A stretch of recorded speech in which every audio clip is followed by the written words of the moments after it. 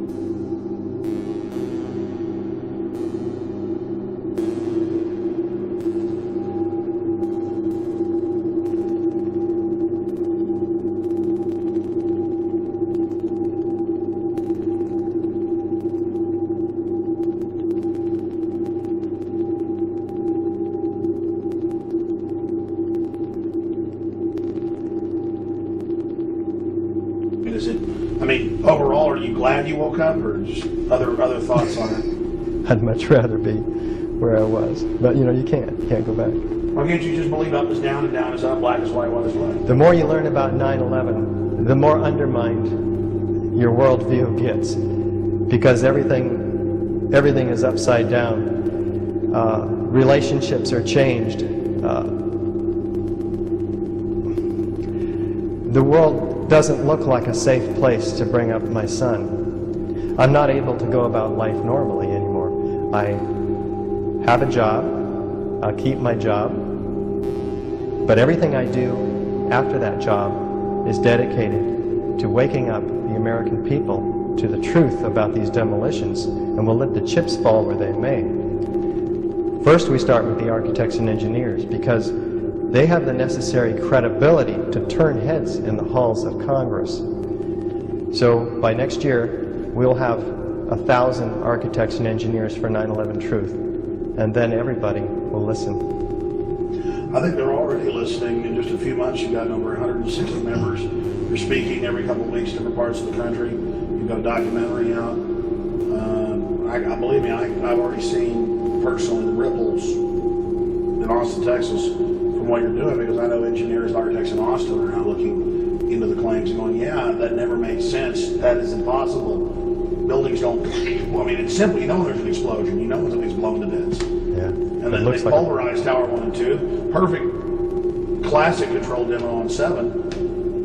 Whoever did this, why do you think they thought they could get away with it? There you go again. Every radio show you ask me that program, that question.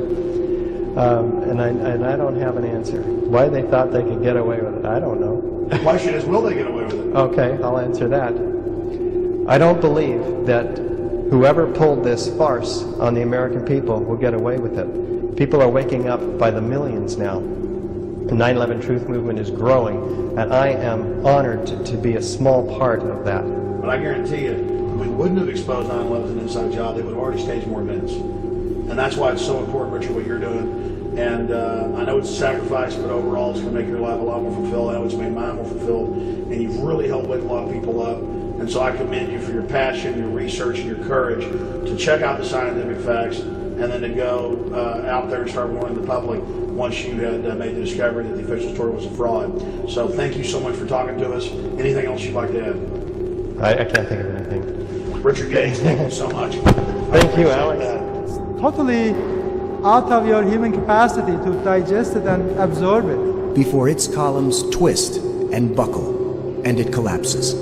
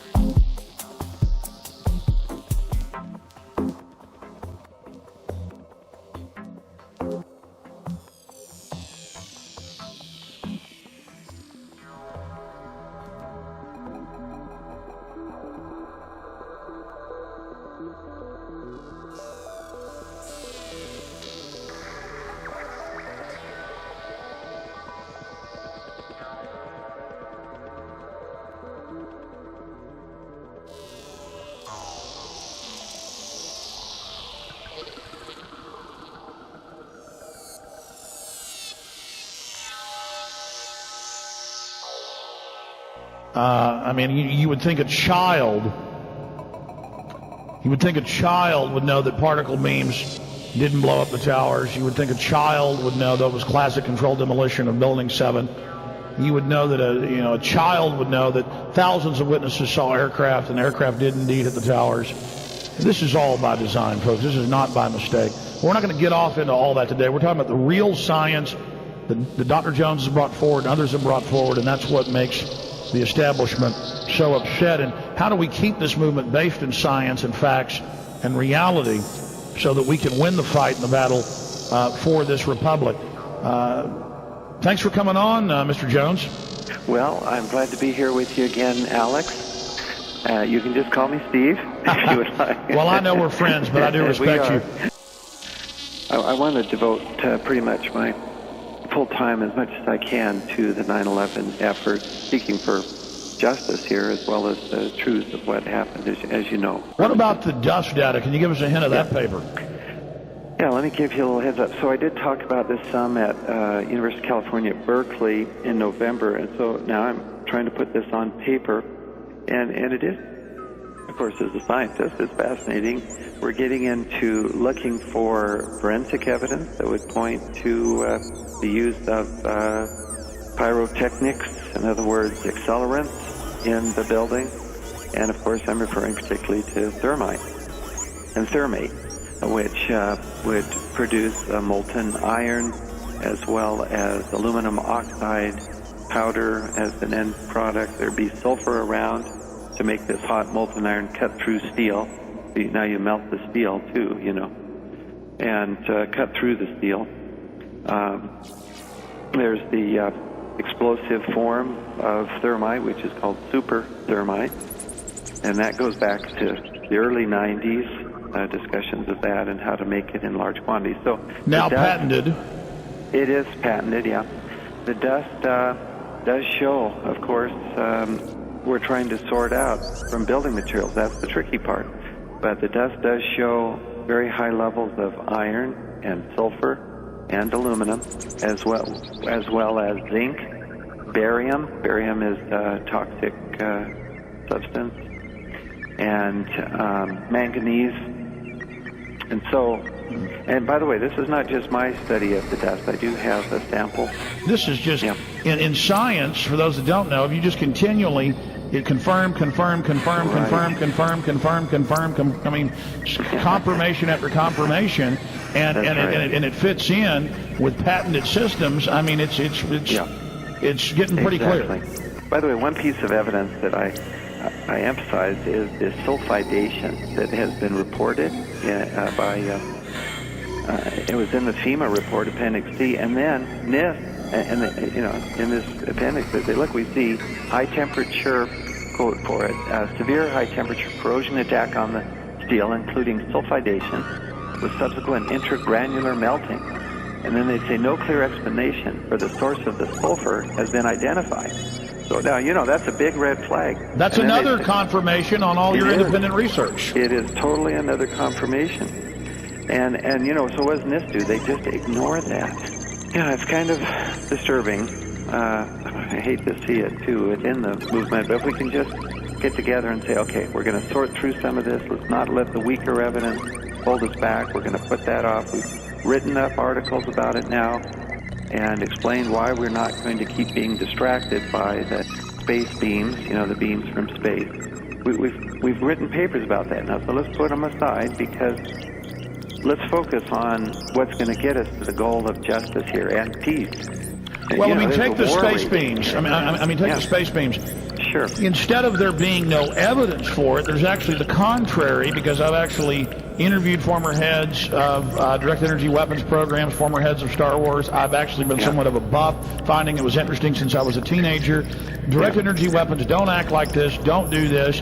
It isn't consistent with the collapses. It's Right. ridiculous. Instead of there being no evidence, there's only evidence to the contrary.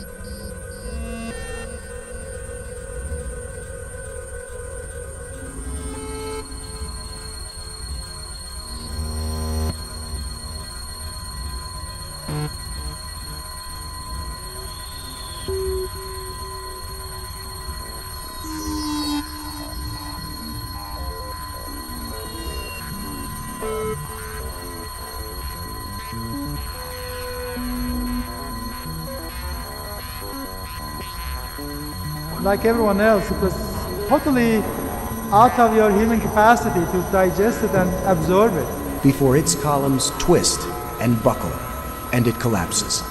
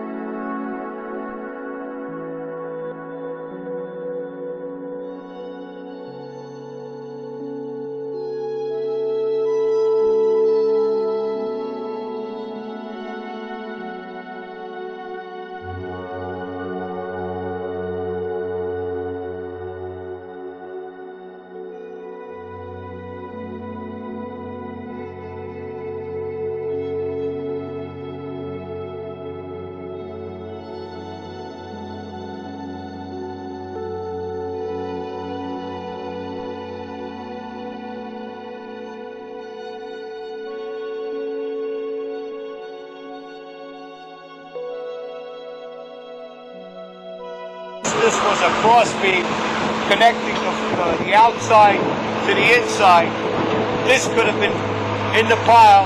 My cousin said he pulled the beam out and it came out like it was in the furnace a month later. Yeah.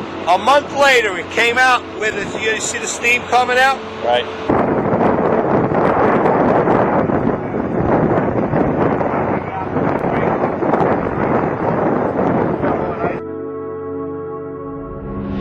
Throughout the ages, architects and engineers have designed and built the great structures.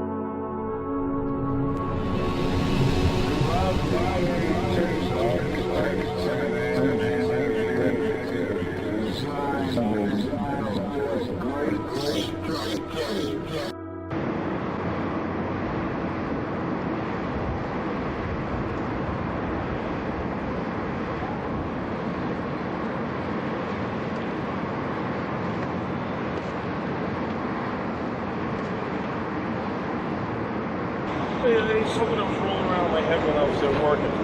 We were on top of a pile that was in the neighborhood of 14 to 1600 millimeters. At what point would that steel fuse? I don't have that number. I don't know. I mean, at some point that steel would become so hot that whatever's there would fuse together. That's right, it would. And you could theoretically end up with a big mass of steel. Yeah. A solid mass of steel. Yeah, you could. But I don't know what that melting temperature is. Well, maybe the temperature's good. This was 27. This was about 27, 26.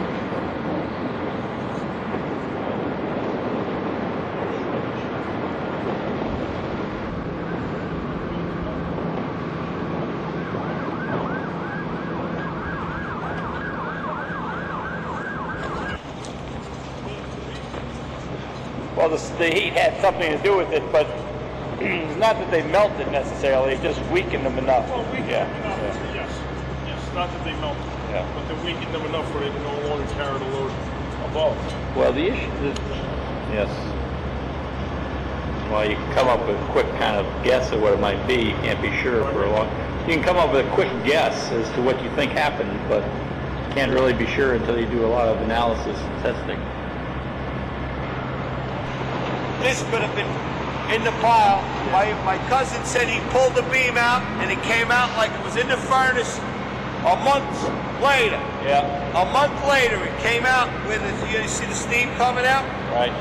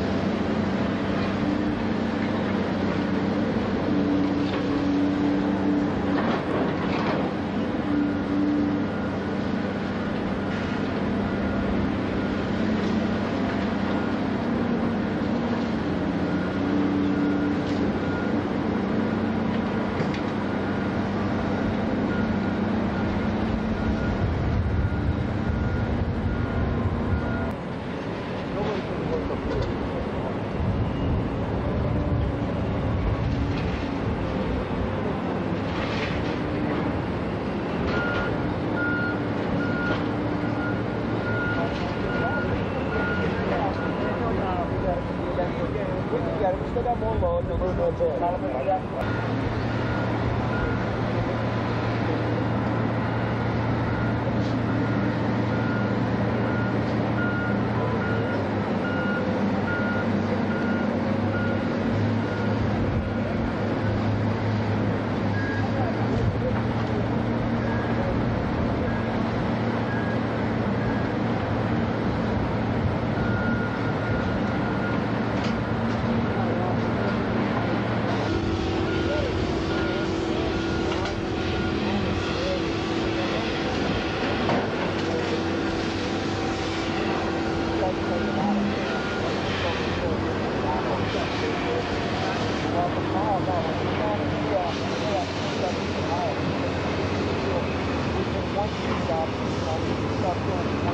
Totally out of your human capacity to digest it and absorb it. Before its columns twist and buckle, and it collapses.